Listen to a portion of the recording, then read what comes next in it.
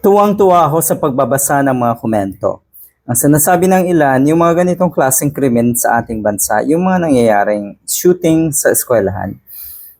Ang pasimuno daw ay si Sara Duterte. Sabi nung isa ha, ikaw ang nagpasimuno niyan, ginagaya ka ng mga kabataan.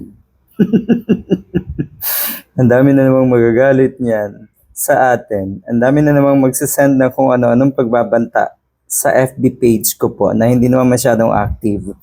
Dahil siguro dito, hindi ko naman binabasa. Wala naman ditong personal message kasi. Oh, ayan. May nakikisakay na naman daw sa issue. Nakikisakay sa issue. Kaya daw na-cancel ang Japan tour or trip nga na itong isa. Kailangan daw kasing magpapansin. Tuwang-tuwa ang mga alipin sa mga ganitong klase daw na kilos at gawain ni Sara Duterte. Wala kasing trabaho. Kaya anytime pwedeng dumalaw sa mga ganitong klaseng, sa mga ganito. Madali siya Madali siyang, pag alam niya na meron daw yung tinatawag ba na media mileage, siguradong naandyan agad si Sara Duterte.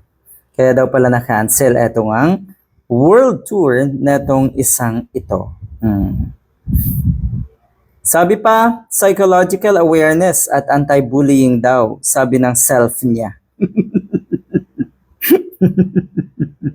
Kakaiba rin. O ayan, syempre mauuna siya dyan kasi uulitin ko, wala naman siyang trabaho.